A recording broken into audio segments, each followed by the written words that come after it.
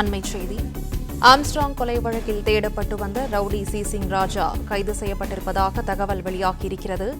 ஆந்திர மாநிலம் கடப்பாவில் வைத்து தனிப்படை போலீசார் கைது செய்திருக்கின்றனர்.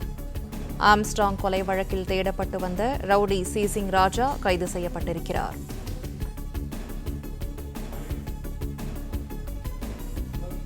கூடுதல் விவரங்களை செய்தியாளர் சரவணன் வழங்க கேட்கலாம். சரவணன், வணக்கம். விவரங்களை சொல்லலாம்.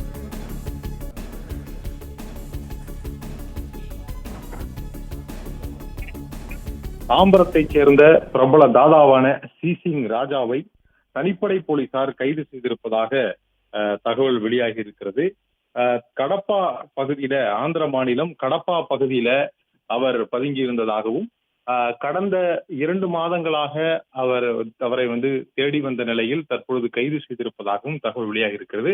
அவருடைய குடும்பத்தினர், சிசிங் ராஜாவினுடைய குடும்பத்தினர் அவரை அதாவது காவல்துறையினர் அவரை கைது செய்து அழைத்து சென்றிருப்பதாக ஒரு குடும்பத்தினர் கூறுகின்றனர். காவல்துறை தரப்புல இன்னும் இந்த தகவலை காவல்துறை அதிகாரிகள் யாரும் உறுதிப்படுத்தவில்லை.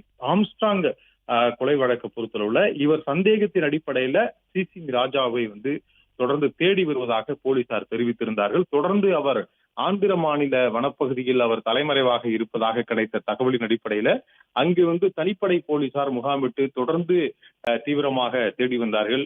குறிப்பாக இதற்கு முன்பு நடந்த பல்வேறு வழக்குகளிலும் அவரை தேடும் பொழுது ஆந்திர மாநிலம் ராஜமுந்திரி பகுதியில் அவர் அவ்வப்போது அங்கு சென்று தலைமறைவாகி விடுவார் என்பதால் அந்த பகுதியில் தான் வைத்து போலீசார் இதற்கு முன்பும் கைது செய்திருக்கிறார்கள் என்பதனால தற்பொழுதும் கூட அந்த பகுதியில் சென்றுதான் தீவிரமாக தேடி வந்தார்கள். தொடர்ந்து வெவ்வேறு செல்போன் எண்களை இவற்றையெல்லாம் பயன்படுத்தியதாகவும் மேலும் அங்கே இருக்கக்கூடிய நபர்கள், அதாவது இங்க இருக்கக்கூடிய நபர்களை வெவ்வேறு எண்களில் இருந்து அவர் தொடர்பு கொண்டு பேசி வந்தார் என்றும் கூறப்படுகிறது.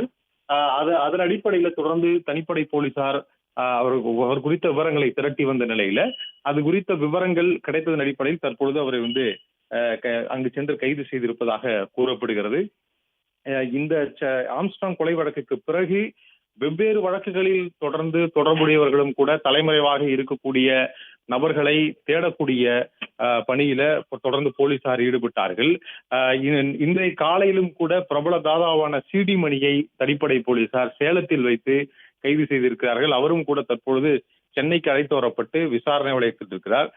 கடந்த வாரம் பிரபல தாதாவான காக்காத்துப்பு பாலாஜி போலீசாருடைய என்கவுண்டரில் அவரும் கொல்லப்பட்டிருந்தார்.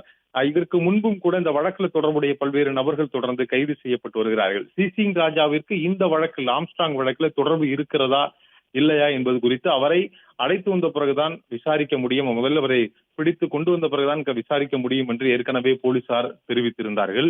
இந்த ஆம்ஸ்ட்ராங் கொலை வழக்குல பல்வேறு பிரபலமான ரவுடிகள் எல்லாம் தொடர்பு இருக்கக்கூடிய நிலையில் இவருடைய தொடர்பு குறித்து விசாரித்து வருவதாகவும் தெரிவித்தார்கள்.